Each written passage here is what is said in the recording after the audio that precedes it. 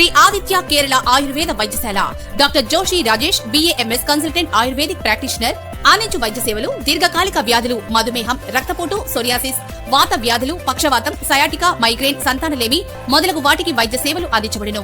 Hospital నందు అందించు పంచకర్మ సేవలు అభ్యంగన బాష్పస్వేదం వమనం విరేచనం రక్త మోక్షణం నస్యకర్మ అక్షితర్పణం కటివస్తి జానువస్తి శిరోధార శిరోవస్తి. మా హాస్పిటల్ నందు అధునాతన ల్యాబ్ సౌకర్యం కలదు. శ్రీ ఆదిత్య కేరళ ఆయుర్వేద వైద్యశాల అద్దంకి రోడ్ దర్శి.